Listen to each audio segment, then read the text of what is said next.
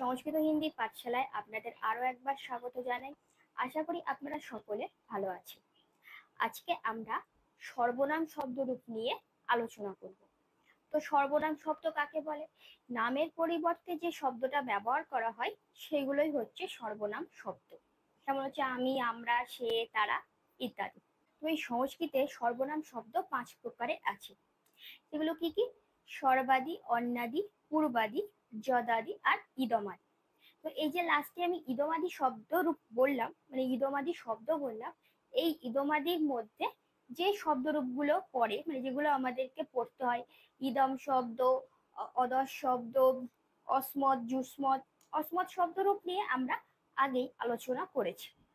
তো আজকে আমরা যেটা আলোচনা করব সেটা হচ্ছে ইদম শব্দরূপ। এবং এই ইদম শব্দরূপ কিন্তু 3টে লিঙ্গে হয়। তো সেই 3টে লিঙ্গ নিয়ে আমরা আলোচনা করব। এবং এই শব্দরূপ, সংস্কৃত শব্দরূপ যেমন সপ্তম, অষ্টম, একাদশ, দ্বাদশ এই সমস্ত শ্রেণীর ক্ষেত্রে যেমন গুরুত্বপূর্ণ একটা অধ্যায়, তেমনি আমাদের স্নাতক স্তর, এছাড়া ডব্লিউবি, এসএসসি, এসএলএসটি পরীক্ষা আমরা যারা দিতে চাই তাদের জন্য এটা খুবই গুরুত্বপূর্ণ অধ্যায়। তো ভিডিওটা প্রথম থেকে শেষ পর্যন্ত দেখার অনুরোধ রইল। তাহলে চলুন কথা না বাড়িয়ে ইদম শব্দরূপটা জেনে নিই। তো এই ইদম শব্দরূপটা আমাদেরকে জানতে হবে কেন? কারণ যখন বাংলা থেকে সংস্কৃত অনুবাদ করতে দেয় এবং সেখানে যদি বলে দেয় যে এই বালকেরা খেলা করছে, এই পুকুরে মাছ আছে, এই শহরে আমরা বাস করি, এই পথ দিয়ে যাও, এই পুকুরে, এই নদীতে বা এই শহরে, এইটাই হচ্ছে ইদম শব্দ। তো ইদম শব্দ আমরা 3টে অর্থে ব্যবহার করি। একটা হচ্ছে এই বলতে পারি, ইহা বলতে পারি, আবার ইনিও বলতে পারি। এই 3টে অর্থেই হচ্ছে ইদম শব্দরূপ আমরা ব্যবহার করতে পারি। ইদম শব্দরূপ হলো 3টে লিঙ্গে হয়, পুংলিঙ্গ, স্ত্রীলিঙ্গ এবং ক্লিবলিঙ্গ। কিন্তু যখন আমরা ইংরাজিতে সেন্টেন্স করি যে এটা একটা বই, এটা একটা গাছ, তখন কিন্তু আমরা এরকমই বলি যে this is a tree, this is a book, this is a boy. এখানে কিন্তু কোনো লিঙ্গ, যে পুংলিঙ্গর ক্ষেত্রে দিস পাল্টে যাচ্ছে বা স্ত্রীলিঙ্গর ক্ষেত্রে পাল্টাচ্ছে বা ক্লিবলিঙ্গ, এরকম কিন্তু নয়। তার মানে ইংরাজিতে এই যে এটা সমস্ত লিঙ্গের ক্ষেত্রেই হচ্ছে প্রযোজ্য, মানে দিসটা হচ্ছে সমস্ত লিঙ্গের ক্ষেত্রে প্রযোজ্য। বাট সংস্কৃতে কিন্তু এই ইদম শব্দ অর্থাৎ এটা কিন্তু 3টে লিঙ্গে আলাদা আলাদা রূপে হয়। তো পুংলিঙ্গ রূপটা প্রথমে আমরা জেনে নিই। তো শব্দরূপের ছকে কি কি থাকে এটা আমরা আগেই জেনেছি। এর আগে আমরা বিভিন্ন শব্দরূপ নিয়ে আলোচনা করেছি, নর, ফল, লতা, মুনি, অসমত শব্দ, দীর্ঘইকারান্ত, এই সমস্ত শব্দরূপগুলো নিয়ে আলোচনা করেছি এবং জানি যে শব্দরূপের ওপরের রোতে থাকে একবচন, দ্বিবচন আর বহুবচন, 3টে বচন থাকে এবং এদিকে থাকে আমাদের 7টা বিভক্তি। হ্যাঁ, এর আগে যে শব্দরূপগুলো আমরা পড়েছি, যে নরফল, লতা, মুনি, যে স্বরান্ত শব্দরূপগুলো, তো সেখানে কিন্তু আমরা আরেকটা দেখতে পেয়েছিলাম, সেটা হচ্ছে সম্বোধনও দেখতে পেয়েছিলাম। সপ্তমীর পরে সম্বোধন দেখতে পাচ্ছিলাম, কিন্তু সর্বনাম যে শব্দগুলো আছে সেখানে কিন্তু সম্বোধন থাকে না। সর্বনাম শব্দে শুধুমাত্র 7টা বিভক্তি থাকে, মানে সপ্তমী পর্যন্তই থাকে। তাহলে এই হচ্ছে আমাদের ইদম শব্দের পুংলিঙ্গ রূপটা। কি হলো? অয়ম, ইমো, ইমে, ইমম, ইমৌ, ইমান, অনেন আভ্যাম, এভি, অস্মৈ আভ্যাম, এভ্য, অস্মাৎ আভ্যাম, এভ্য, অশ্ব অনয়, এসাম, আর অস্মিন অনয়, এসু। তো এটা হচ্ছে ইদম শব্দের পুংলিঙ্গ রূপ। এবং এই রূপগুলো আমরা কিভাবে অনুবাদে কাজে লাগাবো তা আমরা এই 3টে রূপ জানার পরে দেখব। তো এই স্ত্রীলিঙ্গ রূপটা জানার আগে আমরা ক্লিবলিঙ্গ রূপটা জেনে নেব।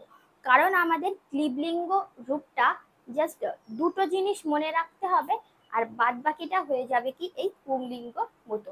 অর্থাৎ ক্লিবলিঙ্গে শুধু এই প্রথমা আর দ্বিতীয়া এই দুটোই শুধু পাল্টাবে, আর বাকি এই তৃতীয়া থেকে সপ্তমী পর্যন্ত পুংলিঙ্গ যদি একবার মুখস্থ হয়ে যায় তাহলে ক্লিবলিঙ্গে ঠিক সেমই জিনিস হবে। তো দেখো, এটাই হচ্ছে ইদম শব্দের ক্লিবলিঙ্গ রূপ। তাহলে কি হলো যে ইদম ইমে ইমানি, ইদম ইমে ইমানি, তাহলে প্রথমায় যেটা হলো দ্বিতীয়টাও ঠিক সেটাই হলো। মানে এই দুটো আমাদের মানে একটা মনে রাখলেই হয়ে যাবে যে ইদম ইমে ইমানি, এটাই মনে রাখলে হয়ে যাবে। বাকিটা তো পুংলিঙ্গের মতো তৃতীয়া থেকে শব্দ। অনেন আভ্যাম, এভি, অস্মৈ, আভ্যাম এভ্য অস্মাৎ আভ্যাম এভ্য অশ্ব অনয় এসাম আর অস্মিন অনয় এসু। তাহলে এই বাকিটা হয়ে গেল কি পুংলিঙ্গের মতো। সুতরাং ক্লিবলিঙ্গ আর পুংলিঙ্গ দুটোকে সেম বলা যায়, শুধু ক্লিবলিঙ্গের প্রথমা দ্বিতীয়া বাদ দিয়ে। অর্থাৎ যদি পুংলিঙ্গটা একবার মুখস্থ করে ফেলতে পারি তাহলে আমরা দুটো লিঙ্গ এই দিয়েই করে ফেলতে পারছি। শুধুমাত্র প্রথম আর দ্বিতীয়াতে এই দুটো রূপটা মনে রেখে, ইদম ইমে ইমানি আর ইদম ইমে ইমানি। তো নেক্সট এবার যেটা জানবো সেটা হচ্ছে ইদম শব্দের স্ত্রীলিঙ্গের রূপটা। তো এটা হচ্ছে ইদম শব্দের স্ত্রীলিঙ্গ রূপটা কি হলো, যে ইয়ম ইমে ইমা, ইমাম ইমে ইমা, অনয়া আভ্যাম আভি, অশ্বই আভ্যাম আভ্য, অশ্বা আভ্যাম আভ্য, অশ্বা অনয় আসাম আর অশ্বম অনয় আশু। তাহলে মোট কথা হলো যে ইদম শব্দে তিনটে লিঙ্গ আছে, এর মধ্যে পুংলিঙ্গ আর স্ত্রীলিঙ্গটা ভালোভাবে মুখস্থ করলেই হয়ে যাবে। আর ক্লিব লিঙ্গে শুধু প্রথমা আর দ্বিতীয়া রূপটা মুখস্থ করলে ইদম শব্দ রূপটা তাহলে আমাদের টোটালি হয়ে যাবে। তো আমাদের এই ইদম শব্দের তিনটে লিঙ্গ জানা হয়ে গেল। এবার এই তিনটে লিঙ্গ আমরা দেখব যে অনুবাদে কিভাবে ব্যবহার করতে পারি। তো দেখো এখানে কতগুলো উদাহরণ লিখেছি, যেমন হচ্ছে এই বালিকারা খেলছে, এই বনে বাঘ আছে, এই মিষ্ট ফলগুলি, এই নদীতে কুমির আছে, এই শহরে আমাদের বাস, আর এই পথে যাও। তো যেহেতু আমরা ইদম শব্দের তিনটে লিঙ্গ জেনে গেছি, এবার আমরা এই বাক্যগুলোকে সংস্কৃতে অনুবাদ করব। প্রথমে বলছে এই বালিকারা খেলছে।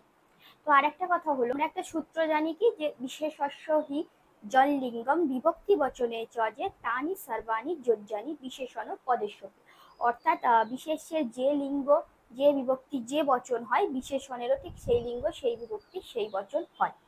তো সেই বিশেষণের মতো সর্বনামও ঠিক সেম, অর্থাৎ বিশেষ্যটা ঠিক যে লিঙ্গ, যে বিভক্তি, যে বচন হবে, এই সর্বনামেরও ঠিক সেই লিঙ্গ, সেই বিভক্তি, সেই বচন হবে। প্রথম উদাহরণটা বলছে যে এই বালিকারা খেলছে, এই বালিকারা খেলছে। প্রথমে দেখতে পাচ্ছি বালিকা হচ্ছে এখানে স্ত্রীলিঙ্গ, তার মানে এখানে যে এই বালিকারা বলছে, এইটাকে আমাদেরকে স্ত্রীলিঙ্গ, ইদম শব্দের স্ত্রীলিঙ্গে নিয়ে যেতে হবে। তো একটু আগে আমরা ইদম শব্দের স্ত্রীলিঙ্গ রূপটা জানলাম কি, ইয়ম ইমে ইমা, ইমাম ইমে ইমা, অনয়া আভ্যাম আভি, অশ্বই আভ্যাম আভ্য, অশ্বা আভ্যাম আভ্য, অশ্বা অনয় আসাম আর অশ্বম অনয় আশু। তাহলে এইগুলো দিয়েই আমাদেরকে অনুবাদটা করতে হবে, যেহেতু এখানে বালিকা স্ত্রীলিঙ্গ বলেছে। এই বালিকারা খেলছে, এখন বালিকারা যে সংস্কৃত সেটা হবে কি, বালিকা হবে লতা শব্দের মতো, বালিকা লতা শব্দ, লতা লতে লতা, তাহলে বালিকা।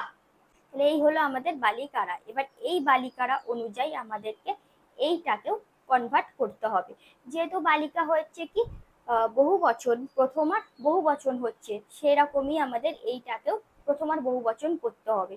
তো স্ত্রীলিঙ্গের প্রথমার বহু বচনে, ইদম শব্দের স্ত্রীলিঙ্গের প্রথমার বহু বচনে আছে কি, ইয়ম ইমে ইমা।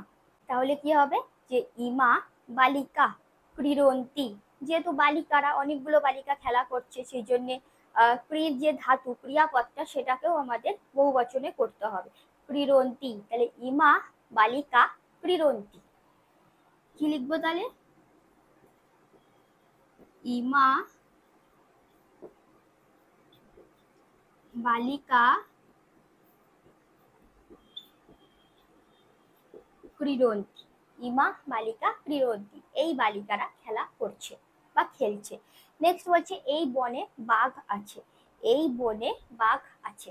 তাহলে এখানে হচ্ছে এই বনে, মানে বনের সঙ্গে যুক্ত রয়েছে এইটা, তাহলে বন হচ্ছে যেটা বিভক্তি লিঙ্গ বচন হবে, ঠিক সেটাকেও আমাকে এইটাকে কনভার্ট করতে হবে। বন হচ্ছে এখানে কি হবে, বনে বলছে, মানে এখানে বোঝা যাচ্ছে যে এটা সপ্তমী বিভক্তি। কোথায় অধিকরণ কারকে সপ্তমী বিভক্তি হয়, তাহলে বন হচ্ছে ক্লিবলিঙ্গ শব্দ, এবং ক্লিবলিঙ্গ শব্দে বন হলো যেহেতু অধিকরণ কারক সপ্তমীতে রয়েছে, এক বচনের সপ্তমীতে রয়েছে, সেরকমই আমাদের এইটাকেও ক্লিবলিঙ্গের সপ্তমীর এক বচনে করে ফেলতে হবে। তো ক্লিবলিঙ্গের রূপটা পুংলিঙ্গের মতোই, এবং পুংলিঙ্গের সপ্তমীর এক বচনে কি আছে, অস্মিন। তাহলে কি হবে, অস্মিন বনে, আর বাঘ আছে, ব্যাঘ্রম অস্তি, অস্মিন বনে ব্যাঘ্রম অস্তি।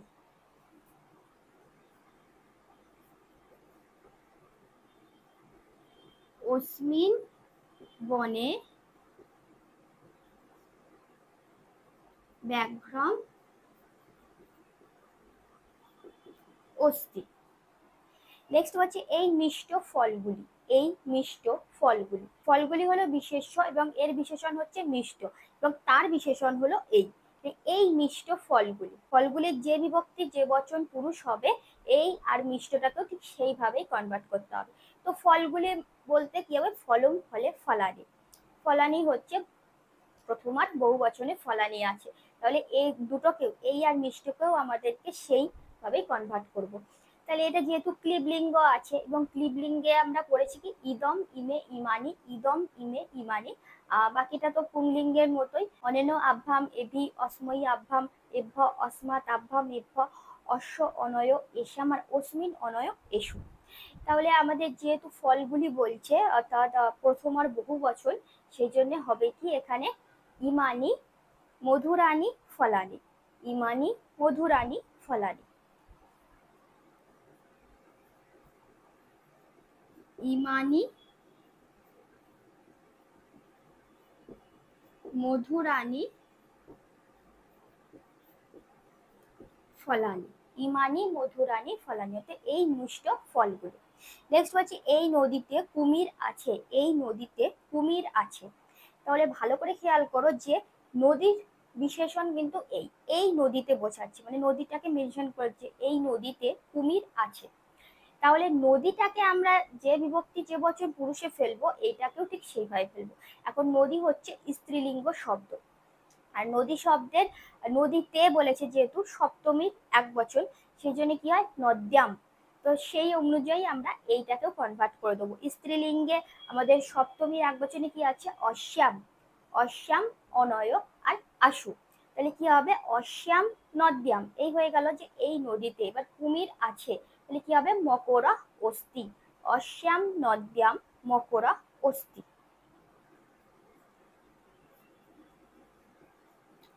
অশ্যাম নদ্যাম মকরা অস্তি, অশ্যাম নদ্যাম মকরা অস্তি। নেক্সট হচ্ছে এই শহরে আমাদের বাস, মানে এই শহরে আমরা বাস করি সেটাই বোঝাচ্ছে যে এই শহরে আমাদের বাস। তাহলে শহরটা যে বিভক্তি যে বচন পুরুষ করব আমরা সেই অনুযায়ী এইটাকেও কনভার্ট করব। শহর মানে হচ্ছে নগর, তাহলে নগরে হচ্ছে সিম্পল অধিকরণ কারক নগর, নগরেই হবে। তাহলে কি হবে অস্মিন নগরে আমাদের বাস, অস্মাকং বাস, অস্মিন নগরে অস্মাকং বাস,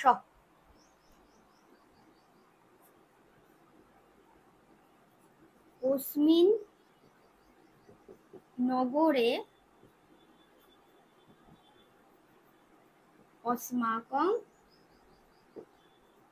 বাস, এই নগরে আমাদের বাস। আর লাস্ট বলছে এই পথে যাও, এই পথে যাও মানে কি বোঝাচ্ছে যে এই পথ দিয়ে যাও, যে কাউকে বলা হচ্ছে যে তুমি এই পথে যাও মানে এই পথ দিয়ে। এবার পথ দিয়ে মানে বোঝা যাচ্ছে যে পথটা হচ্ছে দ্বারা দিয়া কর্তৃক হলে কি হয় তৃতীয়া হয়, করণ কারকে তৃতীয়া হয়। তাহলে পথটা ঠিক যে বিভক্তি বচন পুরুষ হবে এটাকেও সেইভাবে কনভার্ট করব। পথ হচ্ছে সংস্কৃত মার্গ, তো যেহেতু পথ দিয়ে মানে পথের দ্বারা বোঝাচ্ছে করণ কারকে তৃতীয়া, তাই তৃতীয়ার এক বচনে কি আছে মার্গে ন। তো সেরকমই আমাদের এইটাকেও কনভার্ট করে দিতে হবে কি অনেন মার্গেনা, অনেন মার্গেনা গচ্ছ, এই পথ দিয়ে যাও বা এই পথে যাও কি হবে অনেন মার্গেনা গচ্ছ, অনেন মার্গেনা।